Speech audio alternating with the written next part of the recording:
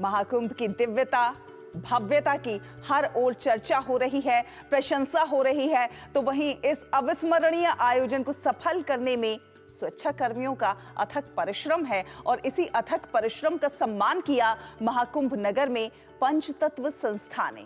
पेश है हमारे सहयोगी संवाददाता अश्विनी मिश्र की खास रिपोर्ट। विश्व का सबसे बड़ा आध्यात्मिक मानव समागम पूरी दुनिया के लिए एक जीवंत आश्चर्य है, तो वहीं महाकुंभ नित्य नए कीर्तिमान और प्रतिमान गढ़ रहा है। महाकुंभ में दुनिया ने लाखों संत महात्मा और योगी देखे, तो इस कुंभ में साक्षात कर्मयोगी स्वरूप में दिखे हमारे स्वच्छताग्रही, जिनके अथक परिश्रम और अनवरत योगदान से इस कुंभ की स्वच्छता की वैश्विक प्रशंसा हुई। और इन्हीं कर्मयोगियों को सम्मानित करने का काम किया पंचतत्व संस्था ने, जिससे इनके अभूतपूर्व योगदान को आम जनमानस तक अनुकरणीय रूप में पहुंचाया जा सके।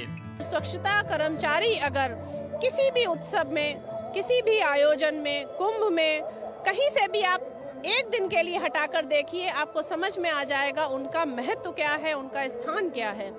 आमतौर पर हमारा समाज उनको थोड़ा सा तिरस्कार दृष्टि से देखता है, या कहेंगे उनको वो सम्मान या उनके काम का वो महत्व नहीं समझता जो असल में वो कर रहे हैं।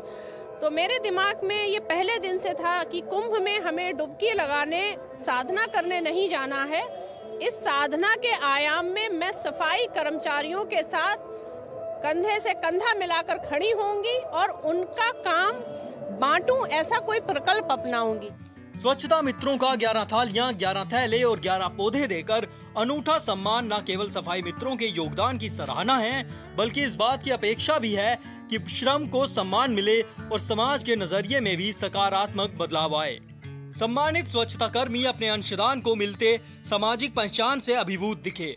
महाकुंभ की दिव्यता में इन कर्मियों का योगदान अतुलनीय है, जो दिन रात सफाई में जुटे हैं और अपने कार्य से श्रद्धालुओं को स्वच्छता के प्रति जागरूक होने की सीख देते हैं।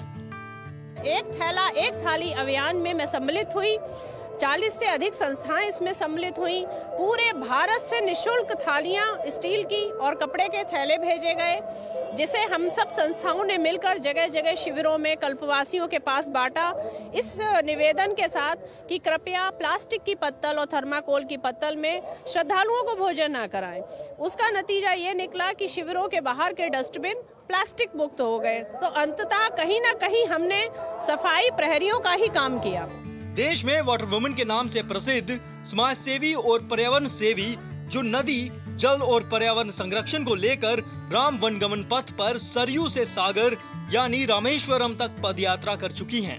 नदी संरक्षण के लिए अब तक 13,000 किलोमीटर की पदयात्रा, 25 लाख से अधिक पौधारोपण, महाकुंभ में एक थाली एक थैला एक पेड़ अभियान और महाकुंभ के कर्मयोगी स्वच्छता ग्रहियों का सम्मान।